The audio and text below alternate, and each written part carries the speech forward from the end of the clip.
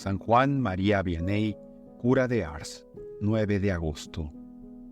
Fue San Juan María Vianney un serafín de amor, émulo de San Juan Bautista por las continuas y espantosas austeridades que se impuso, y modelo acabado de pastores de almas por su celo infatigable. Ars va vinculado al recuerdo de Juan María Vianney, cual título de nobleza ganado en el campo de batalla. El cura de Ars. Esas sencillas palabras constituyen de por sí una filiación, una enseñanza. Nació nuestro santo el día 8 de mayo de 1786 en Dardilly, pueblo que mira la colina de Fourvière, a 8 kilómetros al noroeste de Lyon. Bautizado el mismo día, recibió el nombre de Juan María.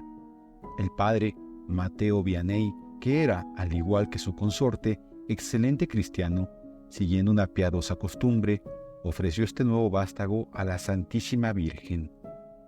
La madre, modelo acabado de fe ilustrada y de piedad eminente, enseñóle desde la más tierna edad a hacer la señal de la cruz, a amar a Dios y a balbucear las oraciones en que se inicia el cristiano. Dotóle el Señor de un corazón tan inclinado a la piedad, que ya desde niño elevaba de continuo el pensamiento a Dios y gustaba con preferencia de cuanto tenía relación con los misterios de la vida de nuestro Señor y con los relatos de la historia sagrada. Dueño Juan María de una estatuita de la Santísima Virgen, no la soltaba ni de día ni de noche. Tanta era ya su tierna devoción y acendrado cariño a la Reina del Cielo. Su piadosa madre infundió en él aquella sed insaciable de oración y aquel profundo odio que desde pequeño tuvo al pecado. Decíale a veces su piadosa madre: si tus hermanos ofendieran a Dios, lo sentiría en el alma, pero sufriría inmensamente más si viera que le ofendías tú. Bueno es que digamos, sin embargo, que Juanito mostraba cierta altivez y desenfado natural que la oración y prácticas piadosas no lograban desarraigar del todo, pero esforzábase por dominarse y obedecía con tanta prontitud que la madre solía proponerle como ejemplo a sus hermanos. Infancia y primera comunión. Frisaba apenas Juan María en la edad de la razón cuando el terror causaba sus terribles estragos en Francia y perseguía de muerte a los sacerdotes que no habían prestado el juramento civil.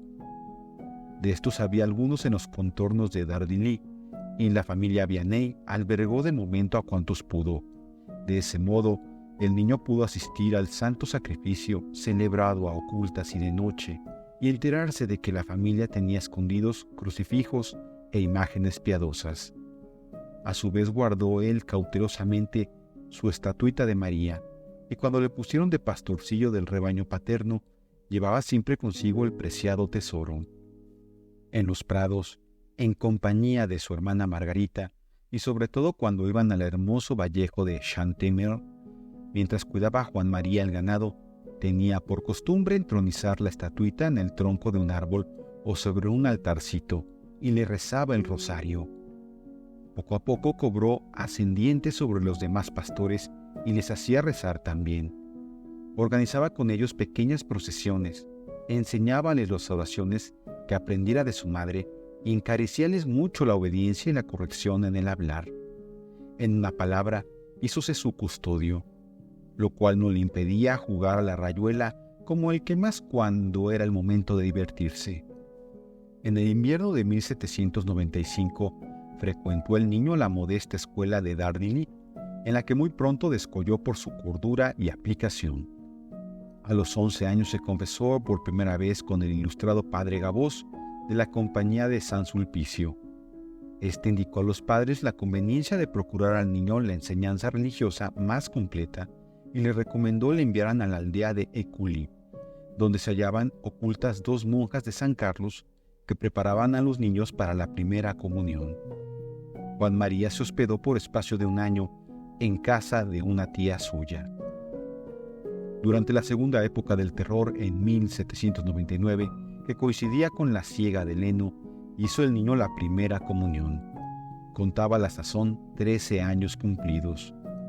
Los 16 niños que componían el grupo fueron llevados por separado a casa de la señora de Pingón y en un cuarto cerrados los póstigos de las ventanas y protegidas éstas exteriormente por carretadas de heno que, más para disimular, descargaron durante la ceremonia, tuvo lugar la misa de comunión. Fue aquel un día muy dichoso para Juan María. Más tarde, hablaba de él con verdadera emoción y hasta con lágrimas, como de un momento sublime e inenarrable. Inmediatamente después de la ceremonia, regresó Juan María a Dardilly. En casa no faltaba trabajo. Púsose pues a ayudar a sus padres y a su hermano en las diversas labores de la pequeña propiedad. Cuando no le era fácil asistir a misa, uníase al celebrante espiritualmente y por la oración. Regresaba a casa rezando el rosario y por la noche, antes de entregarse al sueño, pasaba buen rato leyendo el Evangelio y la imitación de Cristo, y meditando lo que más le llegaba al alma en su lectura. Dios le preparaba así para una bellísima y santa vocación. Vocación tardía, bien probada, el sacerdocio. Mucho tiempo hacía que Juan María suspiraba por ser sacerdote para ganar almas a Dios. Cuando la madre llegó a conocer las aspiraciones de su hijo, lloró de alegría y de emoción. El padre, en cambio, no quería privarse en manera alguna de quien tanto le ayudaba en las faenas de casa. Por otra parte, como era ya mucho lo que llevaba gastado en la dote de su hija Catalina y en ayudar a su hijo mayor, Francisco, sujeto a las quintas, se le hacía muy costoso resolverse a sufragar los estudios de Juan María. Por fin, tras muchas consideraciones y rendido a las reiteradas instancias del chico, le autorizó para que siguiera las clases en la preceptoría de Écully, recién abierta por el párroco señor Valey. Pero a causa de la ingrata memoria del pobre muchacho, las deficiencias de sus estudios primarios y el tiempo transcurrido desde que dejara la escuela, tropezó el joven estudiante con muchas y muy serias dificultades para aprender latín. ¿Qué hace en semejante coyuntura? Orar mucho, mortificarse, estudiar con tesón, hasta con riesgo de la salud. Sin embargo, los adelantos no correspondían a tanto afán y sintióse influir por el desaliento. Emprendió entonces una peregrinación, mendigando el pan por el camino, y fue a postrarse ante el sepulcro de San Francisco de Regis, en La Lubeck. Volvió de allí con nuevos bríos y consiguió mejorar en sus estudios y en el concepto de sus profesores. En 1809, nuestro aspirante al sacerdocio tuvo que hacer el servicio militar y cayó enfermo en el cuartel. El año siguiente, debido a un conjunto de circunstancias en las que no cabía la menor culpa o premeditación de su parte y en las cuales debe verse la intervención de la providencia, resultó legalmente desertor y hubo de permanecer por espacio de 2 inviernos en un villorrio de los Cevennes. Pasó aquella larga temporada enseñando a los niños y edificando a todos por su piedad. La amnistía general de 1811 y el ingreso anticipado de su segundo hermano en filas le permitieron regresar a Écully, donde prosiguió los estudios. De allí a poco murió su madre. Juan María, que estudiaba entonces filosofía en Verrières, tenía a la sazón 26 años. Sus progresos eran muy deficientes. En otoño de 1813 ingresó en el Seminario Conciliar de Lyon y la insuficiencia de sus conocimientos de la lengua latina le perjudicaron considerablemente, tanto para el aprovechamiento de las clases como para el resultado de los exámenes. Al cabo de 6 meses, aconsejaron en los profesores que se retirase. Su antiguo preceptor de latín, señor Valey, siguió dándole lecciones y le presentó al examen que precede a la ordenación, pero sin mayor éxito. Finalmente consiguió que el tenaz candidato, aturullado por lo imponente del jurado y de aquel endiablado latín, fuese examinado en lengua vulgar en la rectoría de Écully. Esta vez el vicario general y el superior del seminario quedaron muy satisfechos de sus respuestas. «Ya que el joven es modelo de piedad», dijo entonces el vicario general, «le admito al subdiaconado. La gracia de Dios hará lo demás». Juan María recibió los órdenes menores y el subdiaconado en julio de 1814. 15 meses más tarde, el obispo de Grenoble le ordenó sacerdote. coadjutor de Écully y párroco de Ars. Con inmenso regocijo del señor Valley, el nuevo sacerdote fue designado para coadjutor de Écully. La carta de nombramiento no le autorizaba para poder confesar todavía. En cuanto le fue permitido sentarse en el santo tribunal, su confesionario fue materialmente asediado y los enfermos casi nunca llamaban más que a él. El primero que le manifestó su conciencia fue el propio señor cura párroco. En el ejercicio de su santo ministerio, vémosle entregado al bien de las almas sin regateos. Ruega por ellas y por ellas se mortifica al par que las edifica con su piedad, abnegación y discreta sencillez. A los pobres da cuanto tiene, hasta los propios vestidos. A principios de febrero de 1818, la parroquia de Ars fue confiada al celo del coadjutor de Écully. Al firmar el nombramiento, díjole el vicario general: «En esa parroquia hay muy poco amor de Dios nuestro Señor. Ya lo infundirá usted». No se equivocaba en su confianza al hablar así. Aquella aldea de 230 habitantes, situada a 35 kilómetros de Lyon, conservaba un fondo religioso, pero las prácticas cristianas habían sido punto menos que abandonadas. La iglesia solía estar desierta. La blasfemia era un mal profundamente arraigado. Los domingos, las 4 tabernas del lugar hacían victoriosa competencia a los divinos oficios. No se conocía el descanso dominical. La embriaguez, el baile y las veladas nocturnas eran verdaderas plagas de las buenas costumbres. En la mañana del 10 de febrero de 1818, el nuevo pastor celebraba por primera vez en la pobre iglesia de Ars el santo sacrificio de la misa y en él pedía a Dios la conversión de la parroquia. El santo sacerdote pasa el día y parte de la noche en la iglesia, orando u ocupado en la preparación de sus pláticas doctrinales.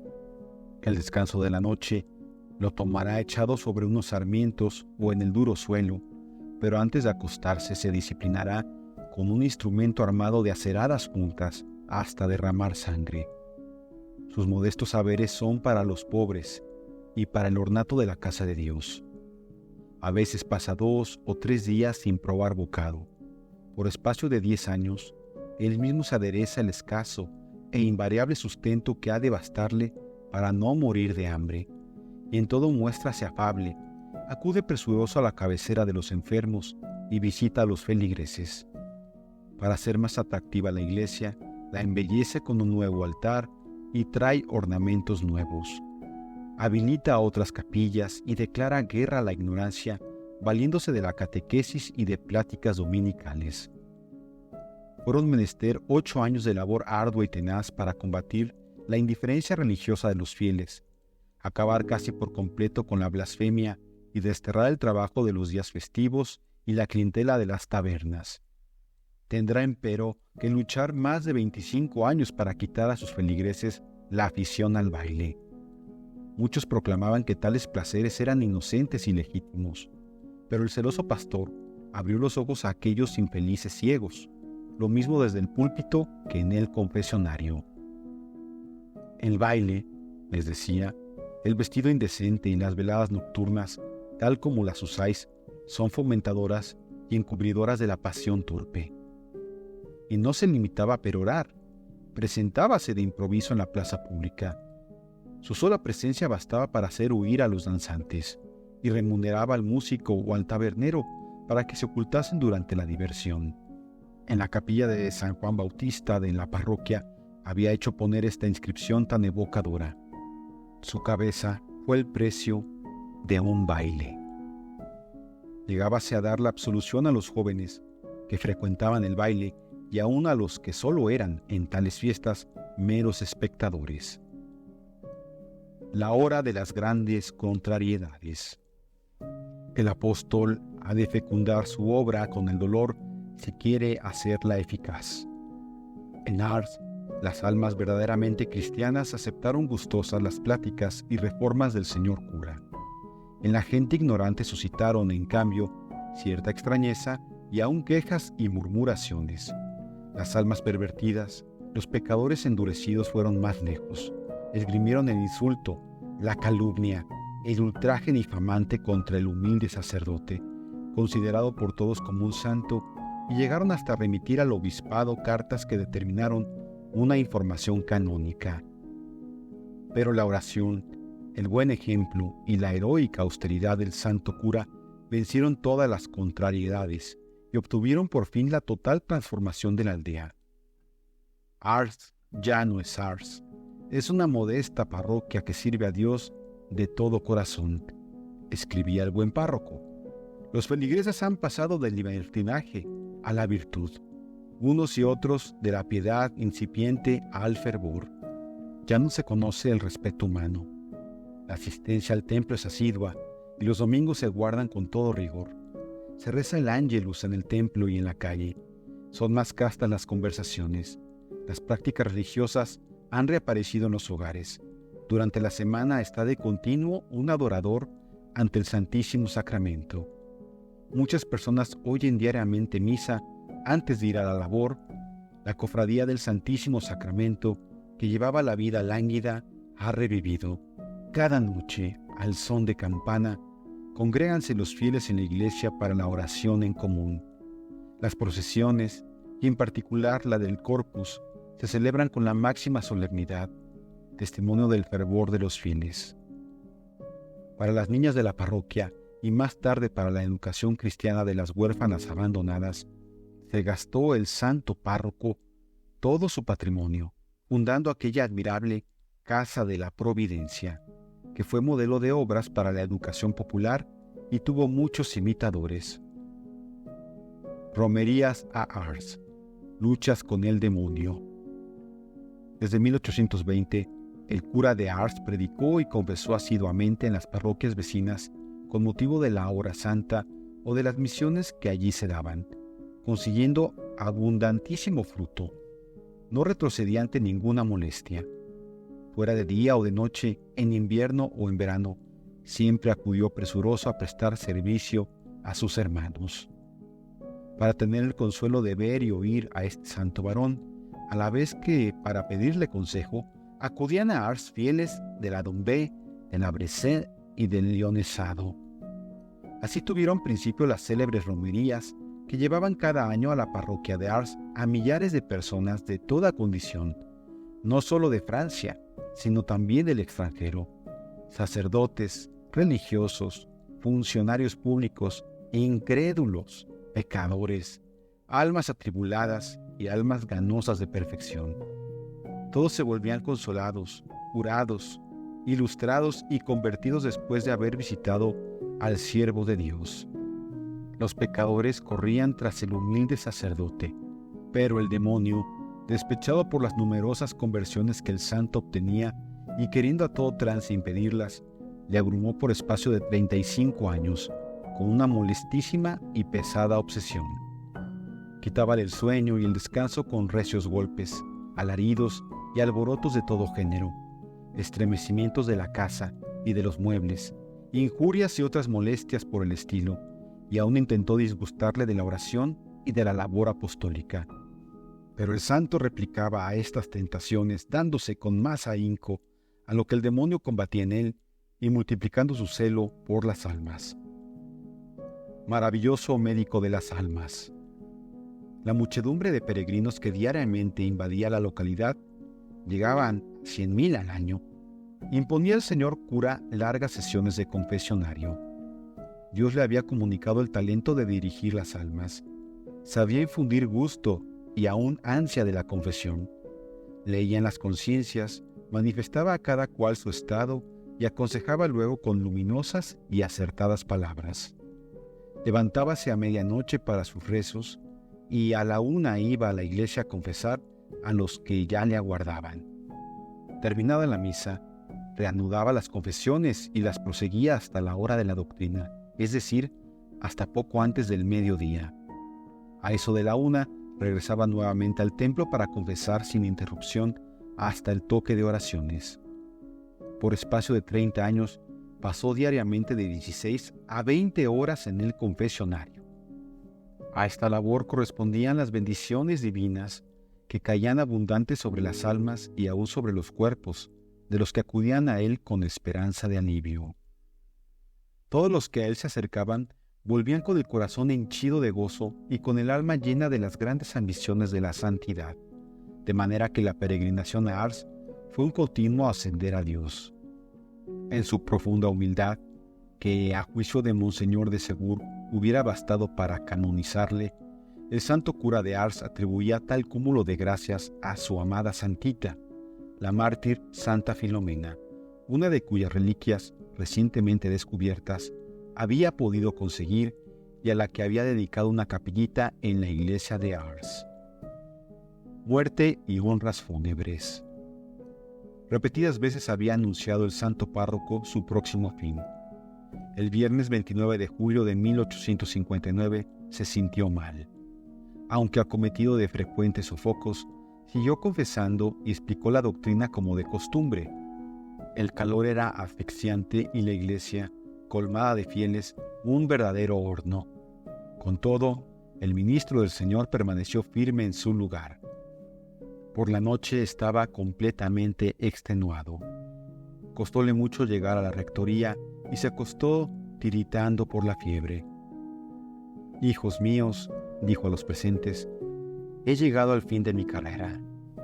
Mandó llamar enseguida a su confesor, el párroco de Hassans, y se confesó con su habitual fervor y tranquilidad, sin manifestar el menor deseo de curación. La enfermedad hizo rápidos progresos. El moribundo bendecía a cuantos lograban acercarse a él y a los peregrinos que se hallaban fuera, pero ya no hablaba sino con Dios nuestro Señor.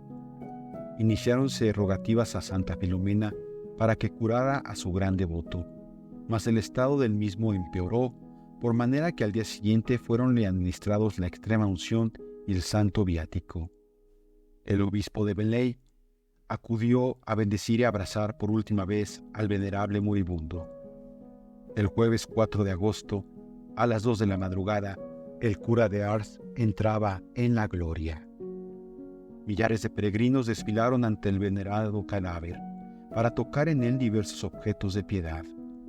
Las honras fúnebres, presididas por el señor obispo, resultaron un verdadero cortejo triunfal. Los preciosos despojos fueron colocados al pie del púlpito en una sepultura que no tardó en ser centro de romerías y de oraciones. Fue canonizado por Pío XI el 31 de mayo de 1925 y por un breve expedido el 23 de abril de 1930, propuesto a los párrocos de todo el orbe católico como especial patrono y abogado. Celébrase su fiesta el 9 de agosto.